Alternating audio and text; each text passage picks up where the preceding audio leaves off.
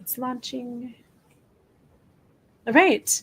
Hello, everybody. Welcome to the Under Her Eye podcast, where we spill a little Mormon tea, break down the patriarchy, and share our thoughts in the world. Let me introduce everybody first. I'm going to start with you, Beth Magnetic of Death by Patriarchy. Tell us a little bit about who you are. Hi. So I had one season of a podcast called Mormon True Crime, and we dived into specifically Mormon crime, and then that journey led me down to the road of Christian nationalism. So we decided to pivot, and now I am talking about the patriarchy and the types of things that it does to kill marginalized people, basically, as directly as I can be. So Awesome. And Megan, do you want to say hello really quick? And then Beth's going to do a little broader introduction. We'll do a little bit of housekeeping, and then we're going to dive right in. Hello, really quick. I'm Megan Connor. I've got the Midlife Revolution podcast. I'm on social media at @third_verse. And I too am a former Mormon and a patriarchy breaker. And I'm just so happy to be on a panel of strong, beautiful women. I am so excited to talk to both of you tonight. Like, this is the funnest thing. I don't think that there's anybody else that I'd rather be hanging out with. And if you're new to me, I am Jennie Gage of Life Take Two, where I share my insider experience inside the Mormon church and how I escaped trad wife life. So that's who the three of us are. I don't think that I'm often on a panel with all former Mormons. So it's kind of nice to have you guys. I feel like you're my... We get you. Yeah, you get me, and we get what's going on in this trial with Lori Vallow Daybell. So tonight we're going to dive right into that. Beth, I'm just going to turn it over to you, and I'll be here to kind of moderate with comments and different things, but I want to see what's going on with Megan. So if you want to tell everyone what Megan's been doing, and we'll have her dive right in. Yeah, so Megan probably doesn't know this, but I have followed her for quite a while now. And so Megan has her own channel here on YouTube called Third Verse, and she is Lori Daybell's cousin. And you grew up in California, correct? And no, actually grew up all over, but Lori grew up in California. Lori grew up. Yeah. So you guys spent time together in California. Do I remember that correctly? Yep. Yes. Awesome. And you and Lori were somewhat close in age? Yeah, Lori's a year older than I am. Yeah, okay. And so you did lots of things together when you were together, but you didn't necessarily live next door. Right. We visited the Cox family during the summers when I was between the ages of about 7 until I was 12.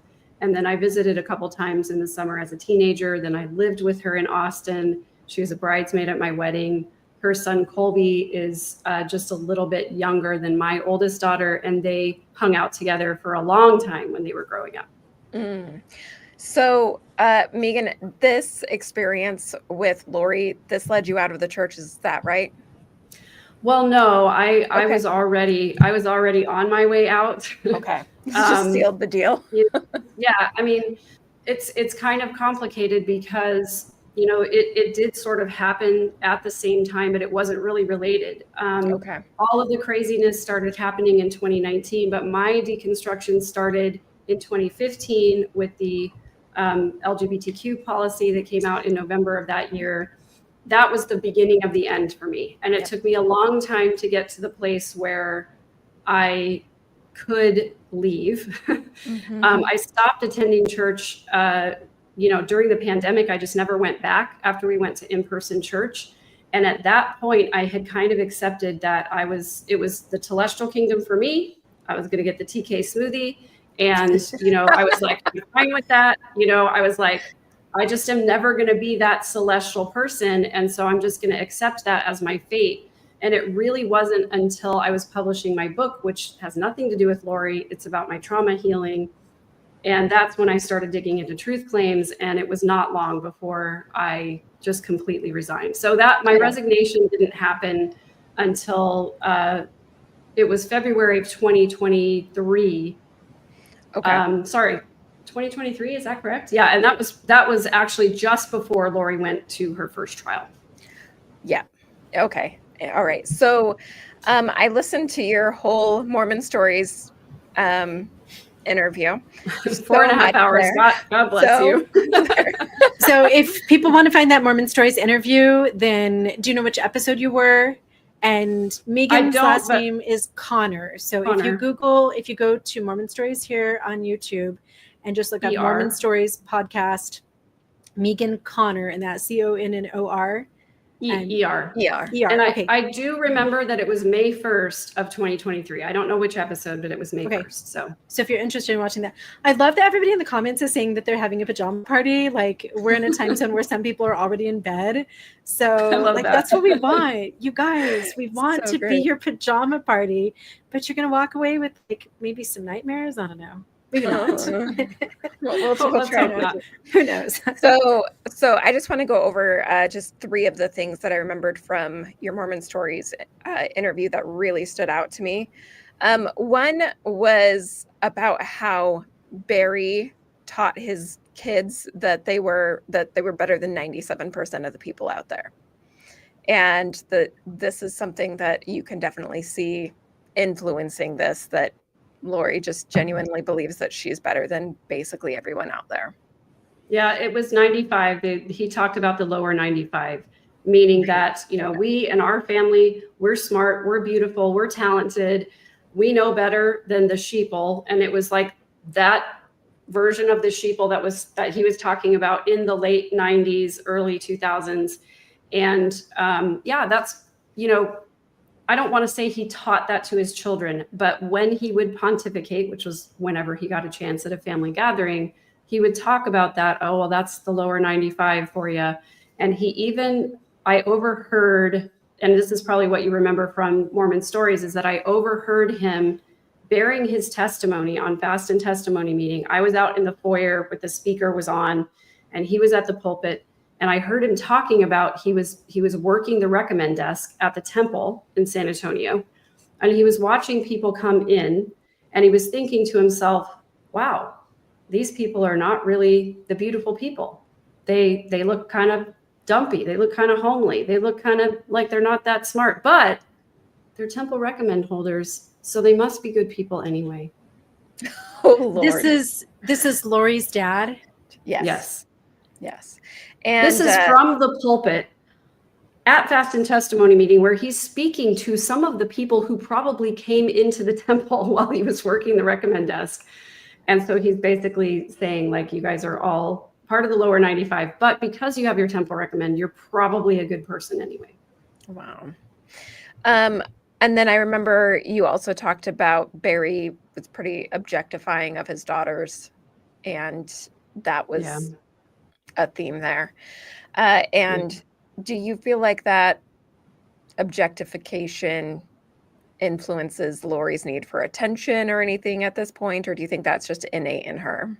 I'm asking you to speculate on things you can't possibly know, but I'm just curious your thoughts. I mean, there is that dynamic where you're in a family system that values physical appearance over pretty much anything else.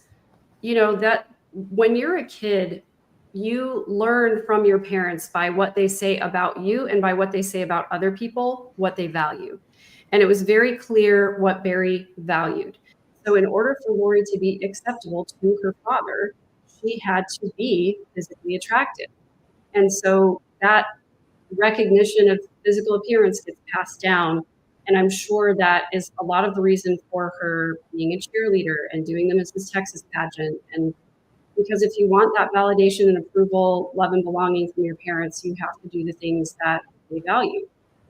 Megan, a lot of my followers comment about Lori's just a total narcissist. People who are listening to some of the live streams and stuff off and on, they're like, it's just stunning how that everything about her just screams narcissist. But a lot of what causes those narcissistic personality traits and actual narcissistic personality disorder is the petri dish in which you are grown. And what happens in your childhood, even somebody who may have some of those traits, if you have a corrective childhood, you may not manifest some of those. But it sounds like just this, like hearing a little bit of what Lori was raised with. How could she not be a narcissist? She was focused outward. She was told that she was like this elect chosen, that they were better than the other 90%. Like, that's a really interesting petri dish to be grown in. Yes. And Dr. Romani, who I love and follow, she's I'm obsessed. Raise your hand if you love Dr. Romani. Narcissist expert, right? What she says is that there are basically two ways that narcissists get made. Some people with personality disorders are born, but there are two ways that narcissists get made. And one of them is to be raised by narcissists, and you become that as a defense mechanism in order to you adopt your parents' personality traits. The other one is being told that you're more special than everyone else, being told that you are cooler, better, you should never have to stand in line, you don't deserve to have to wait for anything, you deserve the best and brightest of everything. And that is Mormonism and the Cox family cult to a T. Yeah.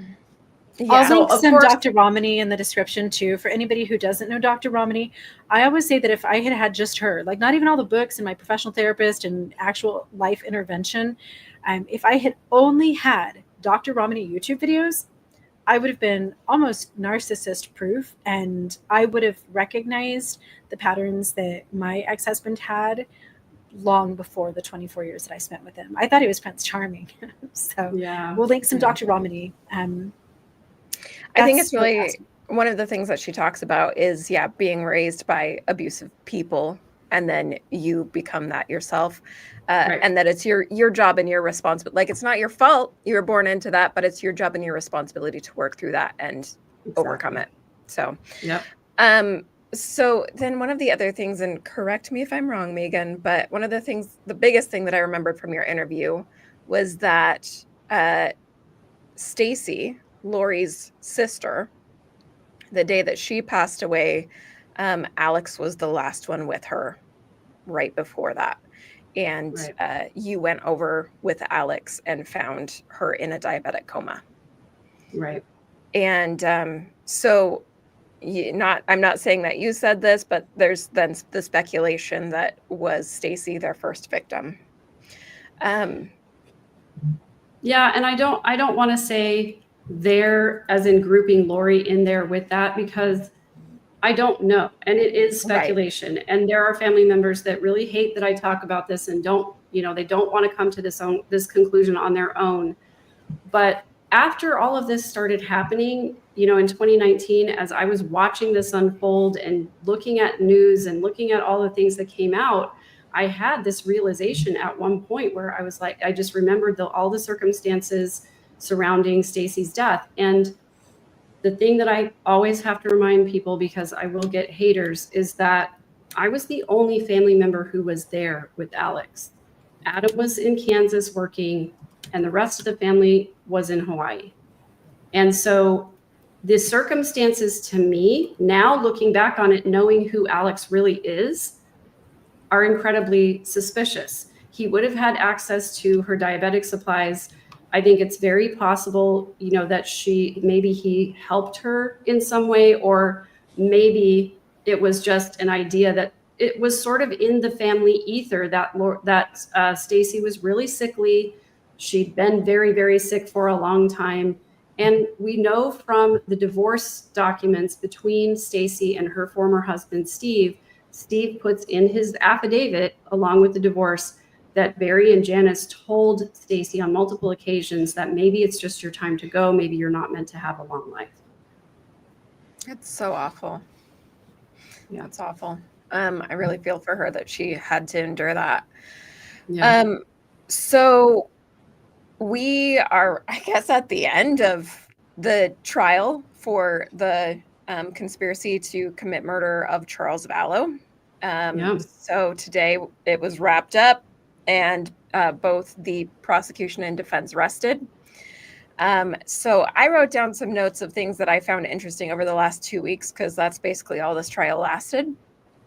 And so we'll go through those. And I also would love to hear from you, Megan, like what has stood out for you in addition to these. So, and Megan, so our audience knows, Beth, sorry to interrupt really quick, but you've been coming down to Arizona, and then tell us about, like, are you in like a separate building? Or are you just in like a hotel room or something? You've been keeping up with this whole entire trial.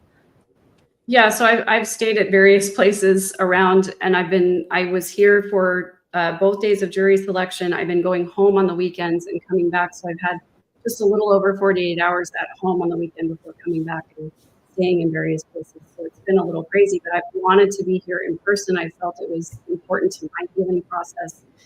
And I'm so glad that it's over and I'm going home tomorrow. So you watched the whole entire trial live streamed. Yep. Everything that's going on. No, I've been in the She's been there in the whole time. You're in the courtroom the whole entire time. Yeah. I wasn't totally clear on that myself. Live streamed. Yeah, I wasn't totally clear if you were watching it from another building and then they were like streaming it into you guys, or if you were actually in the courtroom. So you've been in the courtroom for this whole entire very electric trial. Yeah, so there's media seats that are reserved. There are also some seats for the public. Kay Woodcock was kind enough to invite me to sit with her in the family row, so I've been able to be there. Is, for those who don't know. Kay Woodcock is Charles's sister. She was the recipient of his life insurance, and she's also JJ's grandmother. Okay. So this has been such a short trial. Like I live here, and I was like, oh, I'll go in, sometime later this week. And so I was like, oh, I'll go Thursday. It's over. So yeah, they scheduled it for 5 weeks. Yeah. I did not expect this. So for me, some of the things that have really stood out, probably the witness that stood out for me the most was Nancy Jo. Nancy went on a date with Charles the night before he was killed. Yeah. And it's so interesting because Lori, I don't know. I'm not going to say my thoughts. I want to hear your thoughts, Megan. What are your thoughts on Nancy Jo? So as soon as Nancy Jo came into the courtroom, my very first thought at looking at her on the stand, I was like, she is the anti-Lori. She is absolutely 100% the opposite of Lori. And she has dark hair, dark eyebrows, and she is solid, intelligent. There is nothing flighty or fanciful about her. She's just a solid person. And it became very clear when Lori started to cross-examine her that she is 100% bully-proof. And she absolutely gray rocked the crap out of Lori and got in some really good zingers. And when she left, I was like, I can't say enough good things about Nancy Jo. I want to call her and give her $1 million and a giant hug. I just absolutely love her. Oh my goodness. She was so wonderful. So let's applaud Nancy Jo. Yes. That's going to be hard too. Like the nerves and just the tension in that situation, that's got to be really hard to pull that off with grace. And grace under fire, right?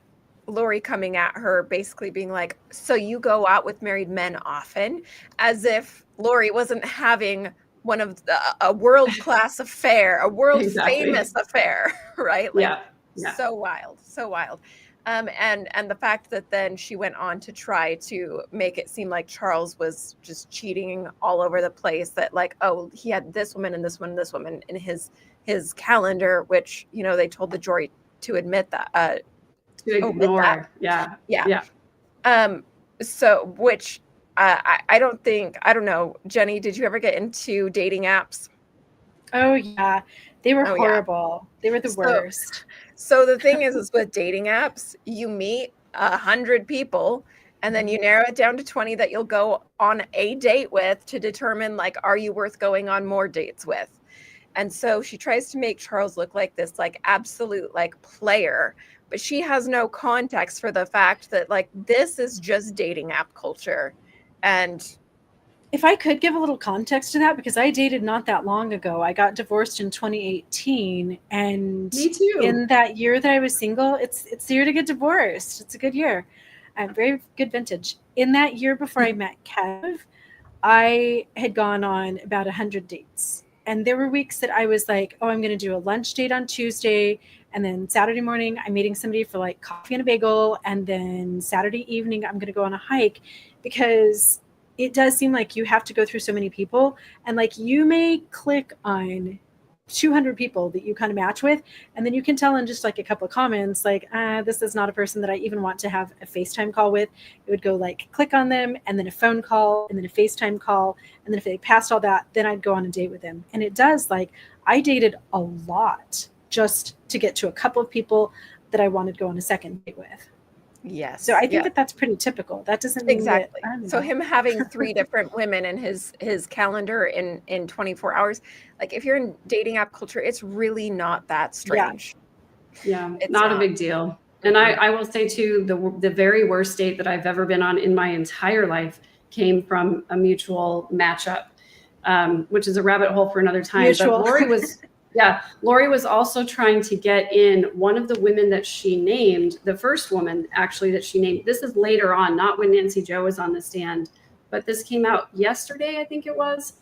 All of the women that Charles had in his calendar, the first one that she mentioned was actually someone Charles was supposed to meet at the airport and then never showed. And we actually think that's someone who catfished Charles. I think he sent some money to her, and then she was supposed to come in.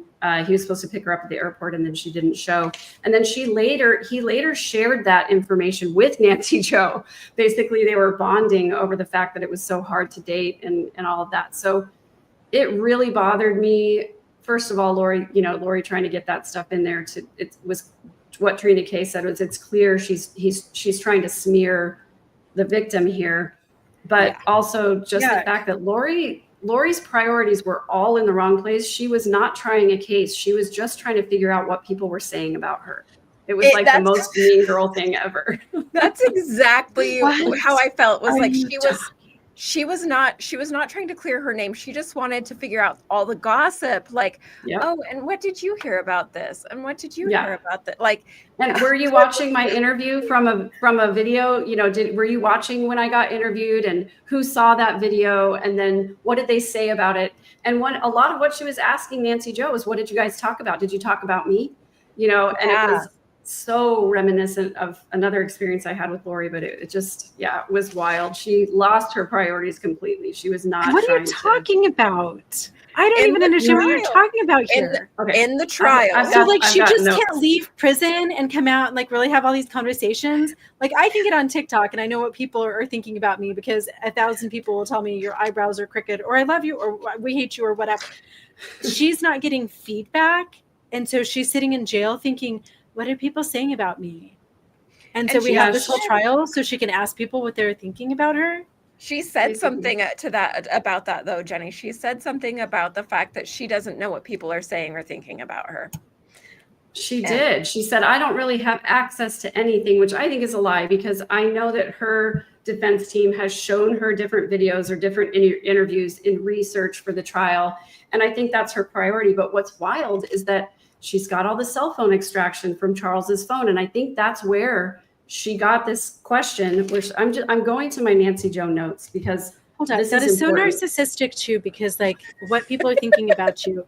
Like I care a little bit what people think about me because I'm putting stuff out there on social media. So I don't want to make anybody mad. I'm more like, how am I landing on people? I don't want to hurt people's feelings or make people mad or whatever. Right. But like, I don't think that she should be sitting in jail. I'm sorry, Lori, if anybody sends you this YouTube, honey, don't sit in jail thinking what people are thinking about you.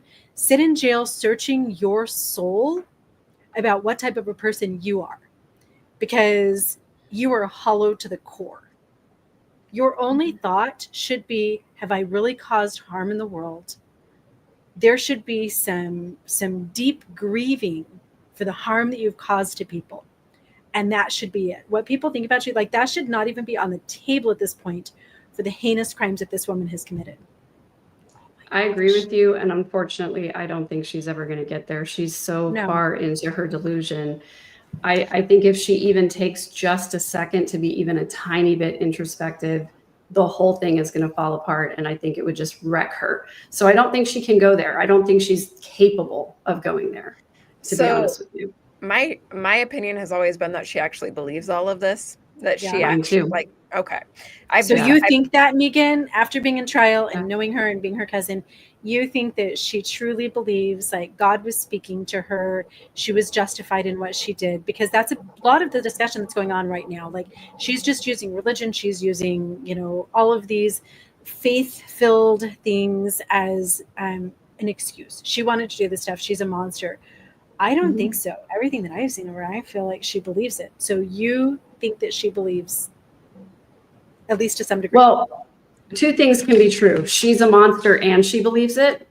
I think we've seen the evidence perfectly in here that she manipulated all of these pawns that she had at her disposal, all of her flying monkeys, to get what she wanted. And what she wanted ultimately is what we all want. We all want love and belonging. We all want to feel special. But she took it, obviously way to the nth degree when Chad Daybell told her that she was a goddess, an exalted being. She'd been married to Moroni in a past life. I think that was what she was waiting for her whole life, was someone to validate how special she already felt about herself.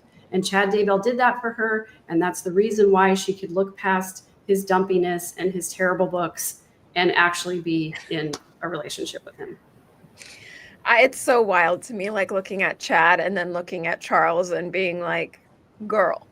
But he loved her well. He loved her better.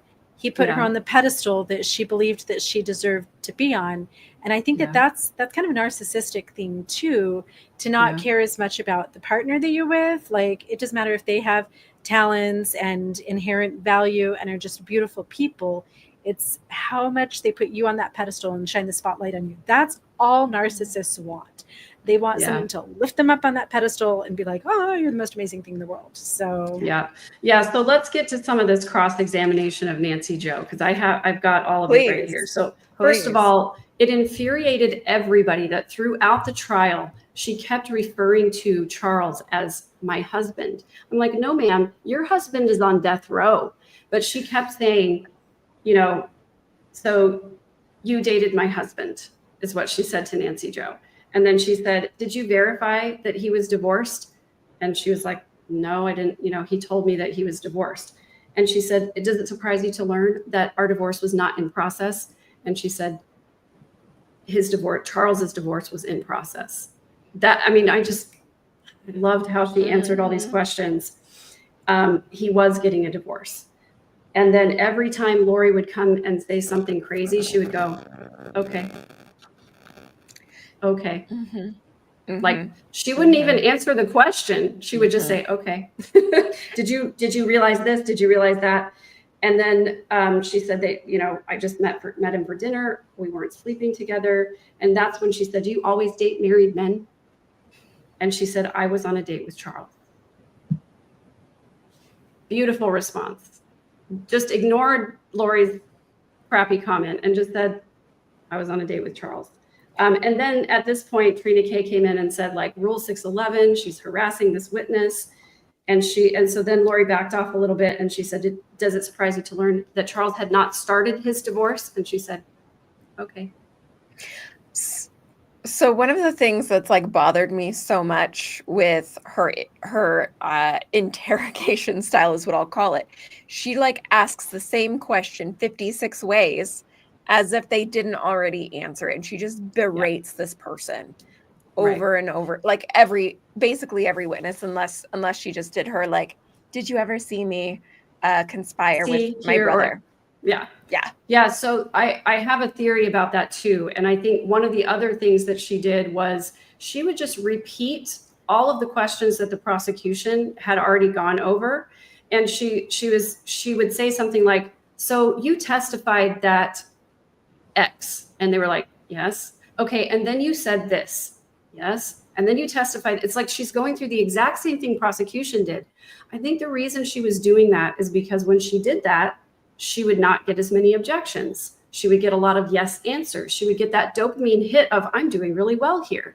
The witness is answering my questions and I'm getting something into evidence and I'm looking really smart and people are respecting me and I'm a great attorney. I think that's the reason she did that, is because she felt successful just repeating the same things rather than getting objected to all the time. So she was just copycat, like parroting. Interesting. She really hyped herself up. I remember in the interview with Keith, she was like, oh yeah, I've had access to really great stuff. Like I remember her in a couple of different formats, wherever she was, saying that, yeah, I'm totally confident representing myself because I have a lot of help in here and she has law books and stuff. So I was expecting magic from Lori. Yeah, like she was like, oh, I've had a lot of trial experience. And when she said that to Judge Boreski, he goes, are you referring to your divorce? And she's like, yes, and also a criminal case. And he was like, the one where you were convicted? Okay. That was her experience. I love this comment. It reminds me of Ruby Franke and Jody Hildebrandt. Jody gave Ruby permission to do the cruel things she wanted. Chad gave Lori permission to finally be the goddess she thought she was. I think that that's a really important thought. Okay. Yeah. So then I want to finish these last couple of things from Nancy Jo. Then Lori said, did you text Charles and ask him if he was a good kisser? And obviously Lori has read all the text messages that have come off of Charles's phone. So she's seen the communication between these two, and she just didn't really answer. And then Lori said, did you answer him? Did you answer him? Because she already knows the thing. And then Trina objected to relevance. And then she said, is it true that you talked about all the details of our lives and you talked all about me? And that's when Nancy Jo said, don't flatter yourself. We didn't talk about you that much. Boom. It was so good. It was so good, Jenny. Jenny, maybe we need to just do an episode of like Lori trying to figure out what people have been gossiping about. Okay, let's do it. Yeah. So there was more of Nancy Jo. If you haven't seen it, you should go watch it. It is a textbook way to handle a narcissist. It was just Grey Rock on so many levels. Yes. So she Grey Rocked the heck out of it, huh? Yep.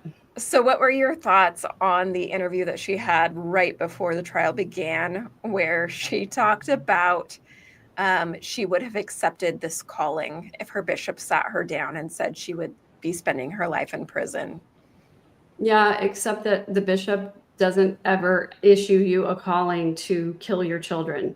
So, that's just infuriating. Every time she says something like that, like she's completely disrespectful and dismissive of the victims and everyone else she's harmed in her case. And that was one of the things that struck me today, looking at all these text messages. She has ruined so many lives. For what? Mm-hmm. Just for her ego. Honestly, I really feel like that's what it is. And it was interesting too, though, the contrast between if you saw the Dateline interview with Keith Morrison and then you see this most recent interview, which, by the way, was with a local reporter here in Arizona. Huge get for her. And I met her just, I think, a couple of days before this aired. And I was like, oh my gosh, good for you. Mm-hmm. But when you look at Lori's personality in the two different interviews, I think this second interview was a little bit of a PR campaign to show that she's a little more grounded and she's not as crazy. She got some advice from her attorneys about questions she shouldn't answer. But it's exactly what I've been saying the entire time that I've been talking about Lori's case, is that she has one persona in public, she has another one in private. When she's with someone she wants to sort of co-opt into her circle, she's very kind, she's love bombing, she's very compliant, she'll answer questions. With someone else, she's going to be belligerent and rude and try to get her narrative out there. And it's a stunning just display of what someone with a personality disorder is really like to deal with. It was so wild to see how rude she was to the judge. And then as soon as the jury comes in, she's like, I have a primary voice. I am so sweet. I am the kindest person ever. And I'm so meek. I could never do anything like this. Yeah. So that's so creepy. So today, that's really quick. We'll link those. I'll put the link for the Dateline NBC interview and that second interview, if you can get that to me, Megan. We'll put those in the description because I want everyone to be able to go see these things and really make that comparison now that, like, Megan, you're helping me understand things that I've seen that I don't totally get what's going on. I'm just watching and I don't have any context for Lori. She's just a face on my TV screen. So it'll be really interesting to go watch that Dateline interview and go watch those interviews back to back and any little snippets that we can get of her. So we'll put some of those links in the description. Be looking for those later, guys. So today we got a couple things that I had never heard before. So one of them was texts about Melanie Pulowski. So what were your thoughts today? Well, do you want to recap for us maybe like what was in the text about Melanie and your thoughts there? Yeah, I'll briefly say with that, because there were a lot of texts, and I even myself have to go back and read through them, because I take very detailed notes, almost to the word of what's said, with my little shorthand. And I at one point had to stop taking notes today because I was angry. I was sad. It was just awful to have it confirmed, kind of what I've suspected all along, the other family members' involvement. It just was very clear through these texts between Lori and Melanie that Melanie was eating up everything that Lori said, doing everything Lori told her to do. And to see that Melanie and Summer, who's Lori's sister, and Janice, who's Lori's mom, were basically running interference for her in order to set up this situation where they could ambush Charles. It was just awful and horrible to hear that coming out. And I mean, it's kind of what I expected, so I wasn't surprised, but I was super disappointed by that. I had not put together the whole, like, we're planking an intervention, or they're planking an intervention. Like, I had not processed like what she was talking about until this trial. Yeah. So Trina K said she fought with herself about whether she should correct the error where they said planking. Right. She said she thought it would be more powerful to read the actual words, because then if the jury later sees it and it says planking instead of planning, she didn't want to come across as trying to manipulate things. So it was supposed to be planning an intervention. She did a typo and said planking. Yep. So that's why. But it was Lori's paranoia that she believed everyone was out to get her. And so she was trying to co-opt her minions to come and protect her from whatever the big bad brother Adam was going to do. Yeah. Mm-hmm. From her brother just recording her talking about what she believes. Right. A couple people have asked where Lori's parents are throughout the trial. So are they still alive? Where are they? What's been their involvement? What's been the family's reaction? Can you speak to that at all? Yeah, so Lori's parents are Janice and Barry Cox. They live in Utah. The only time we've seen Janice at all through this entire thing, we saw Janice and Summer go on 2020, I think, very early on, before the kids had been found, and basically say, we don't think Lori did this. I'm sure the kids are safe. She would never hurt her children. And then a few months later, they were found in Chad's backyard. So that was the one appearance that we saw Janice do. She was, I think, on Sins of Our Mother. She was interviewed there. But the only time she showed up in court was at one of Lori's pretrial hearings. She and Summer both were there one day, and that was it. So Janice and Barry is still very much alive. They live in Utah. And from what I understand, at one point, Janice was talking with Lori regularly. They didn't talk about the case, but it was just kind of a general, like, mom, daughter, like, how are you doing? How are conditions, etc. Now I think she's in the space where she doesn't believe anything that Lori says. She was on Lori's witness list, so potentially could have been called as a witness, but, didn't, I don't think, really want to testify. But, I think she's at least in a space now where she doesn't believe Lori, which is different from where it was before. Hats off to her. I think that this is an absolute parent's nightmare. Like, we all have kids. Can you imagine what this is like? And just the way that messes with your sense of reality when you've raised this child to be a decent human and you want to believe in them. And Lori, again, she's really tricky. Like, you see Charles Manson, and I'm sure if I was Charles Manson's mom and he got arrested, well, yeah, he probably did it, But when you have this sweet princessy little blonde daughter with the big blue eyes and the smile and that little princess voice, like you say, it's hard for me, knowing exactly what the crimes are that Lori's committed, to watch any part of her in court and wrap my head around, this woman is a monster. And we're seeing so much of that. I had that same reaction with Ruby, not as much with Jody. Jody, she's a little different, but it's really hard. And that's got to be hard as a mom to really start to uncover the reality of everything that your daughter did. So my heart breaks for her. I hate to see parents go through that. I do too. And I've said that before on my channel, that I do have compassion for Janice in this one little sliver where I can see Janice had 6 children and Stacy died. Actually the first one to die was Lolly. She was their 4th child, right? And she died when she was just a week old. And And then their oldest daughter, Stacy, died. Now Alex has died. And Lori is in prison. And so she basically has Adam and Summer still alive and out of prison. So that must be incredibly hard. However, my compassion for her ends there, especially knowing how involved she was in basically setting Charles up for murder. And also, in my opinion, that makes her complicit in the harm of children. And I have zero compassion for anyone who does that. That's what we all feel about Kevin Franke too. Like, am I wrong on that? Like, we're having these same discussions around Kevin Franke. Like, we love him, we have compassion for him, but then you also enabled the harm of children. And right. And I feel the same way about hard. Kevin. Yeah, that it's like, okay, he probably was being abused by Ruby.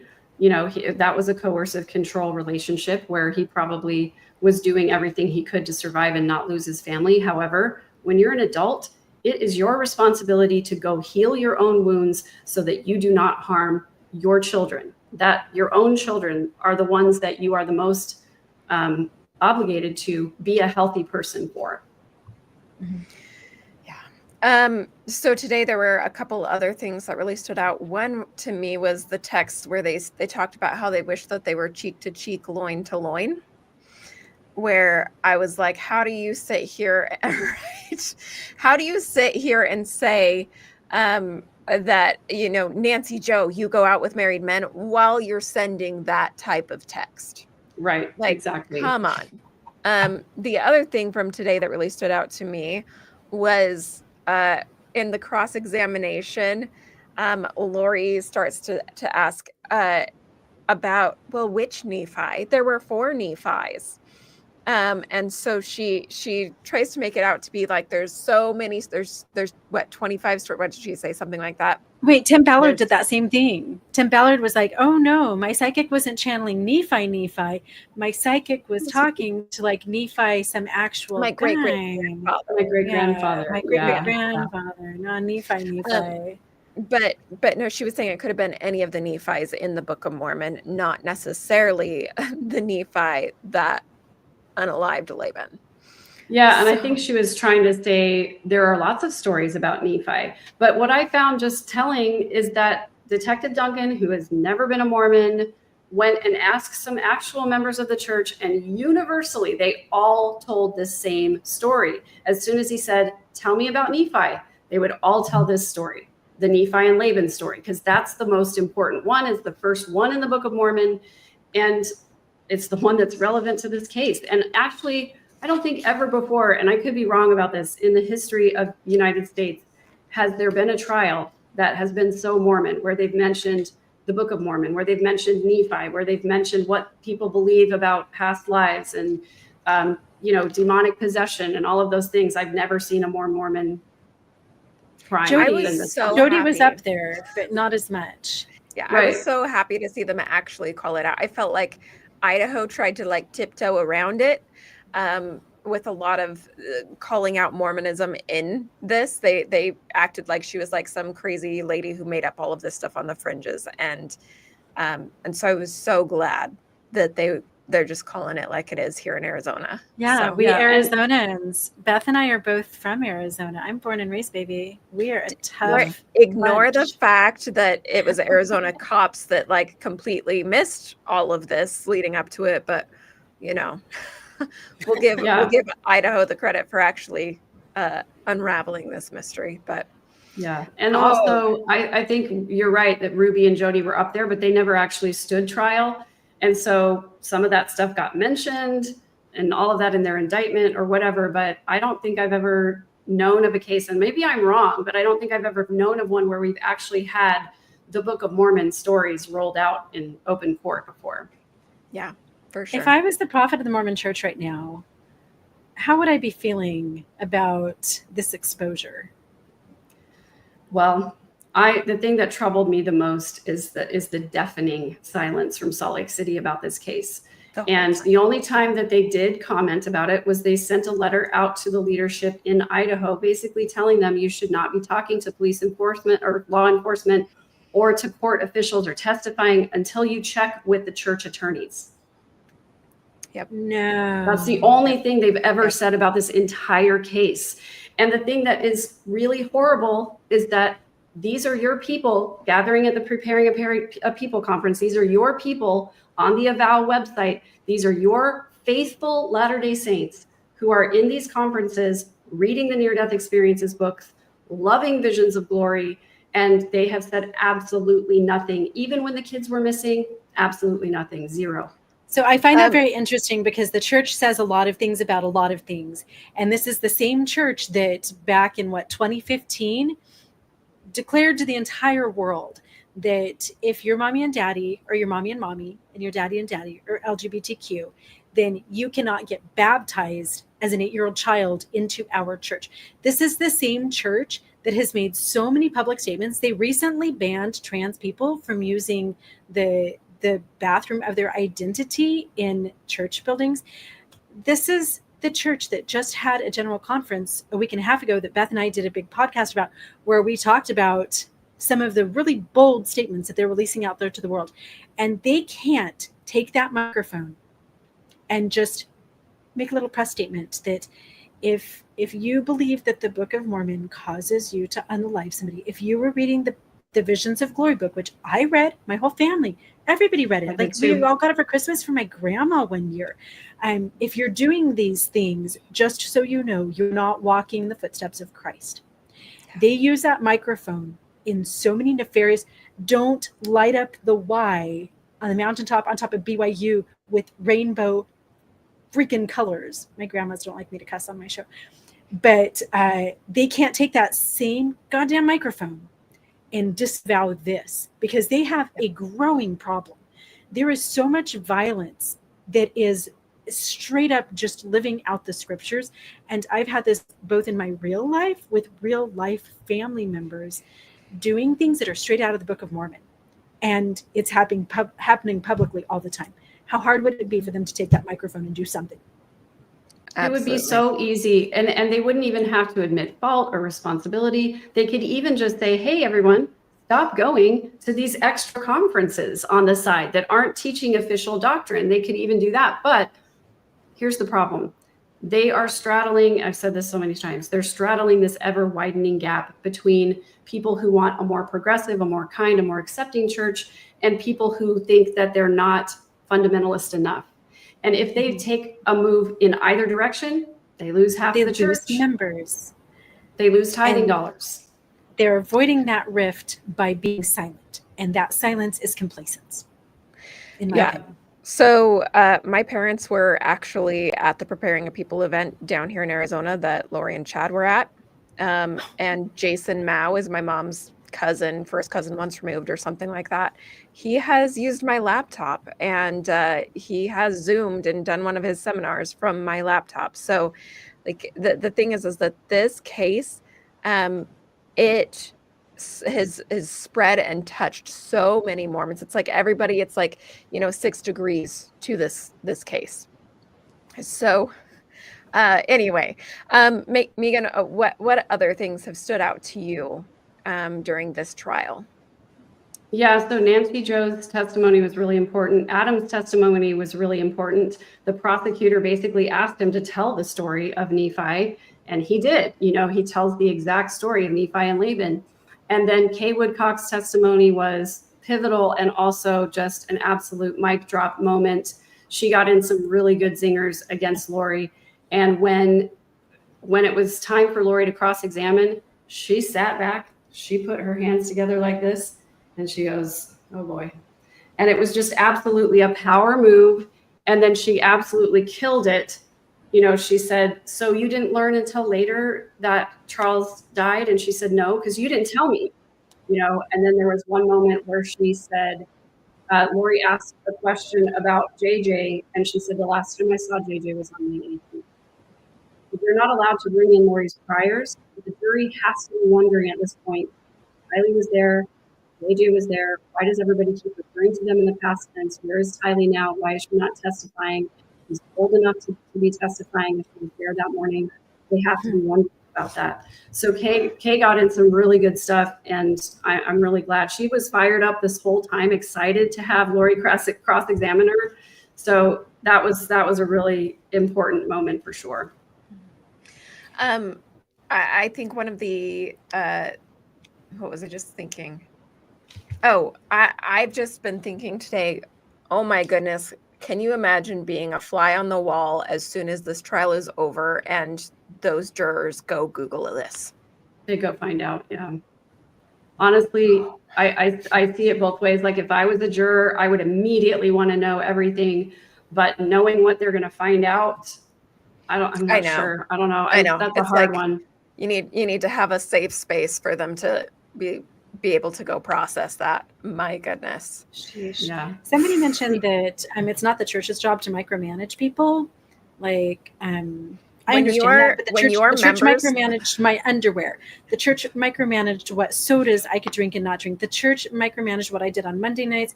The church micromanaged how many children I could have. The church actually is a skilled micromanager. That's primarily what they do. They micromanage everything. And they can't make sure that people are not attending these conferences, that people aren't reading the visions of glory, that people aren't involved in these crazy end of days prepping things. The Mormon church has patented micromanaging. And they excommunicate ex-Mormons so readily for apostasy.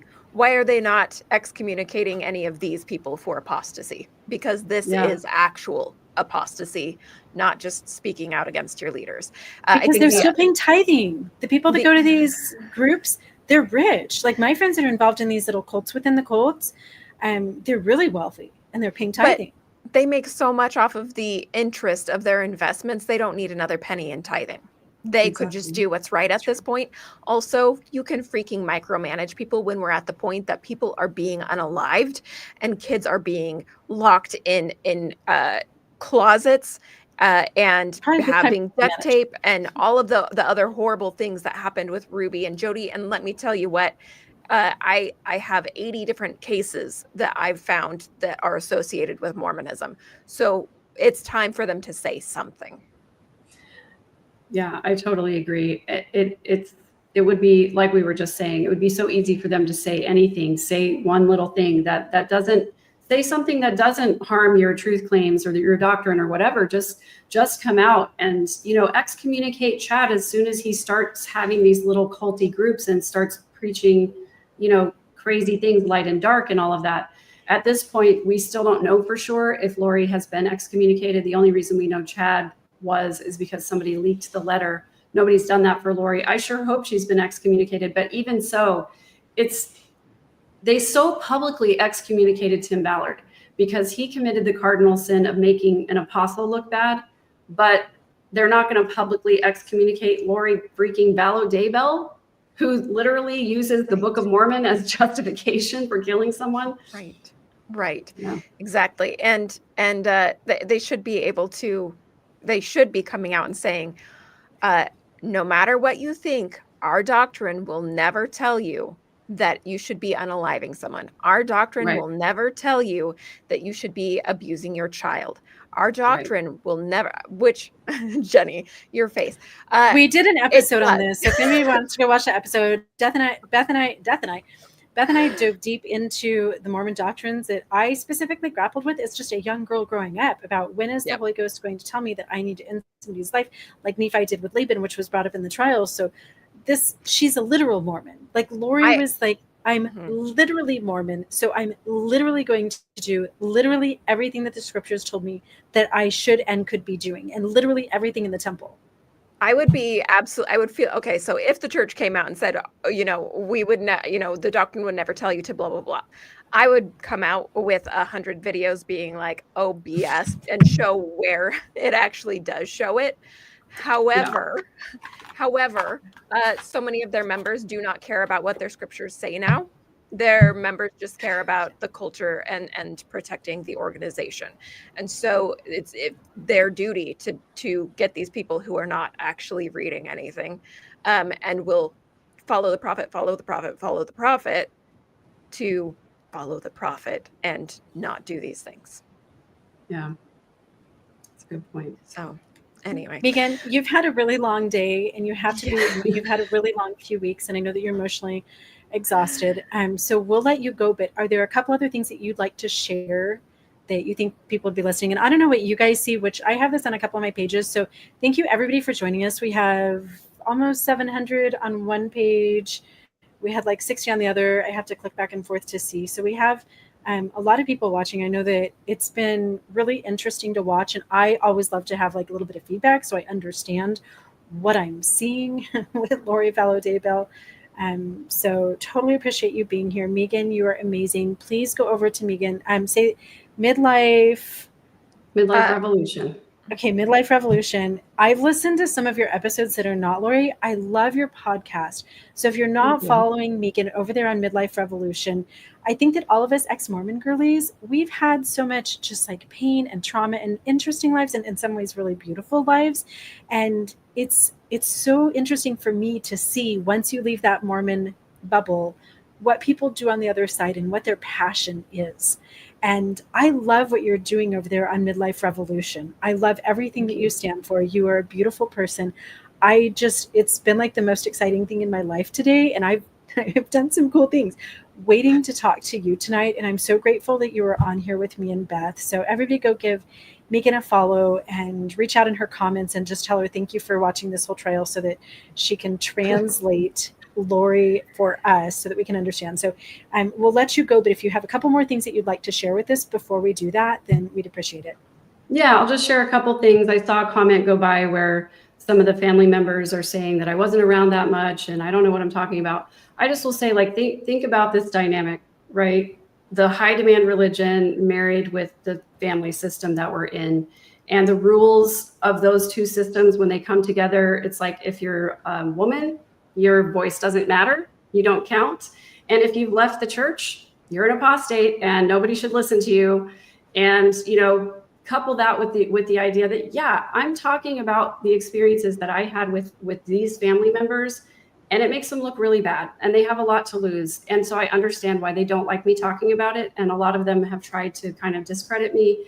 I'm just going to let them stay in that corner and I'm just going to leave them alone. So I'm going to keep talking about my experiences because that's what they are. And if it resonates with people and it helps people understand better so that this doesn't happen again, that's the entire reason I'm even talking about it, is because we all know people like Lori who are manipulative, who lie to get their way, who will throw people under the bus if they have to because their ego is more important. So I just want people to learn to recognize these behaviors and tactics and learn to defend against them. So that is the whole purpose of everything that I do. Even in my Midlife Revolution podcast, it's about developing a healthier sense of self so that you don't need that external validation that leads to things like this.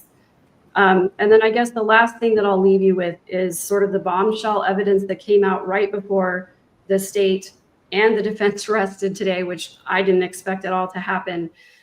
These text messages between Lori and Chad.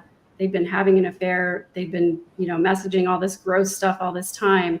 And when it came time to talk about the life insurance policy, when Lori found out she was not going to get paid, that the beneficiary had been changed just a couple of months before.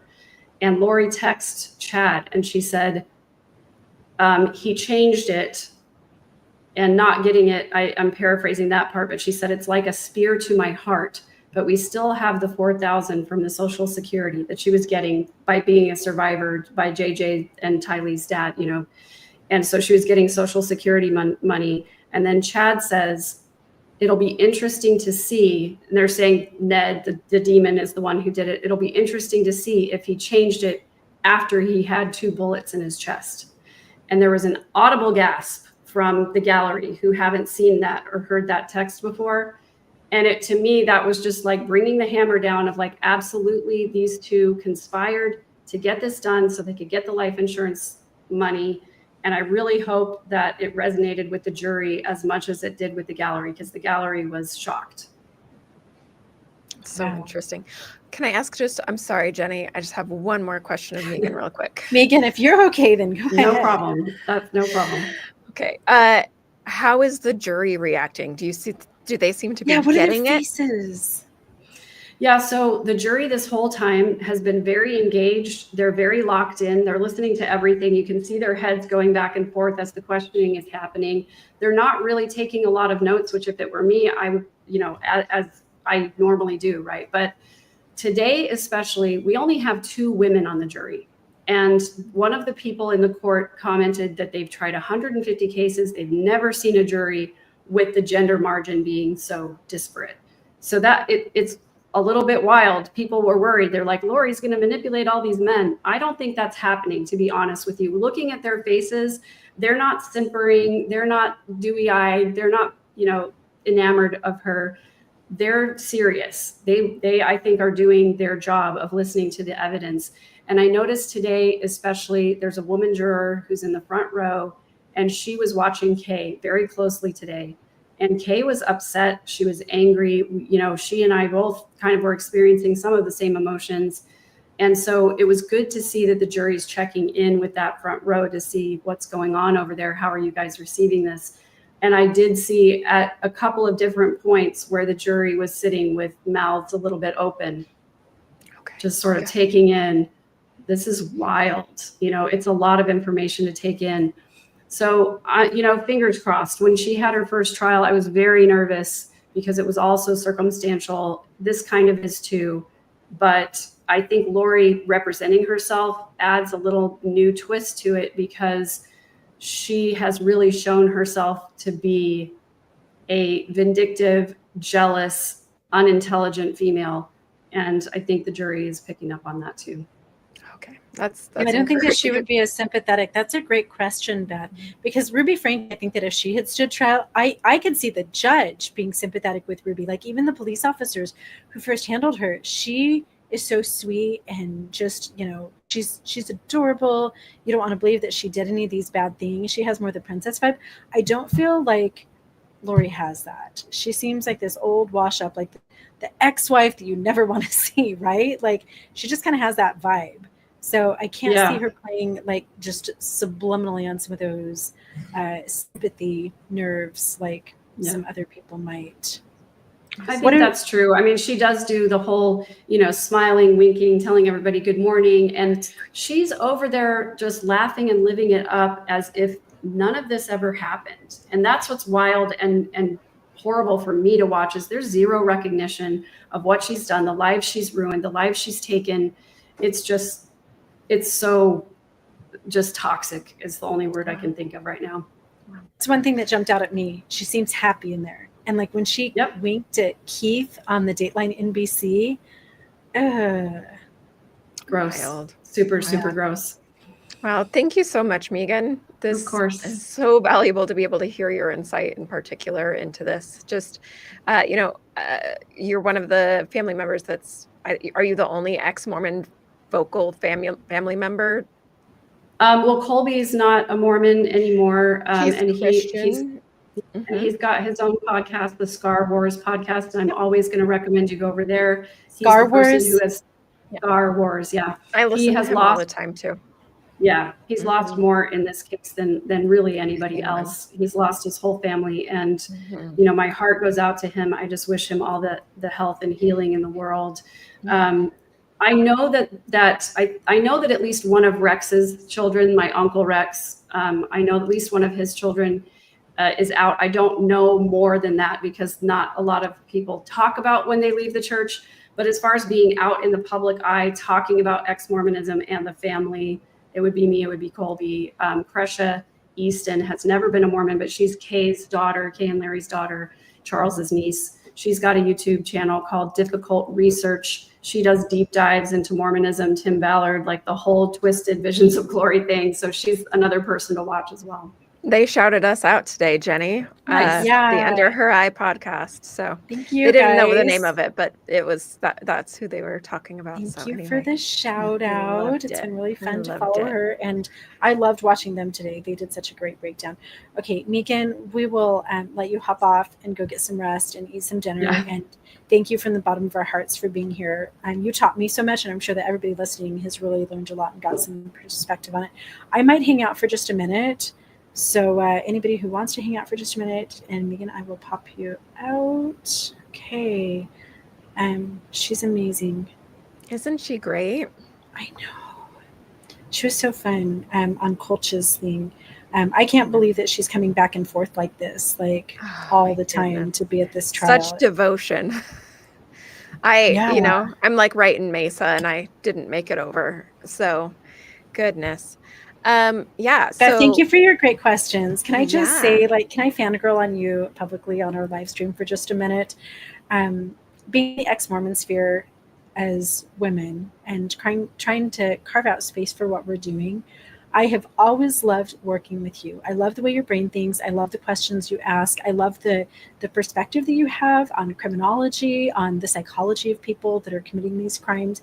And I look forward to working with you. Anything that we ever do together, whether we're live streaming over on TikTok or shooting a podcast for Under Her Eye or anything, a phone conversation with you is like one of my favorite things all day. So thank you for your questions. Thank you for being amazing. And thank you for helping me build this space. And thank you all of you for being here too. This was like a little dream that me and Beth dreamed up one day when we were talking about how frustrated we were leaving the Mormon church and then finding ourselves over here in an ultra rigid patriarchy still, where the things that matter, like your degrees and all of the cool stuff that comes after your name, matters more than life experience. And as a former stay-at-home mom, I don't have any of those things that make me cool in Mormonism or in ex-Mormonism. And sometimes it feels like we're overlooked and like our opinions don't matter. And so we just started talking about, well, what if we build our own space over here where we can bring in these guests and talk about these issues in a way that really, I mean, obviously we're women and we have a woman's perspective and in a way that speaks to us. So I'm really grateful for all of you for being here as we try to carve out this beautiful space where we can look at things in a little different way because our life experience makes us see things differently. Thank you, Jennie. That means so much to me. And yeah, it's been probably, I don't know, maybe about a year that we've been talking and just collaborating and noodling on like, how do we actually make a difference in the world without having all of those degrees, without having been a bishop or a stake president, and recognizing that in the ex-Mormon space, we probably won't be able to. And but then recognizing that there are far more important things that people in our position can do, and making efforts to make changes in legislation, make changes in spaces that are not they're not recognized because it's people like us. So you have been like such a godsend, God that we don't believe in. But you have been such a gift to me to be able to have you help me to re-anchor myself in my life and find myself again. So thank you. Thanks, Beth. So we have some cool things coming up this week. We will post a bunch of links in the description so that you guys can go watch some of the other interviews.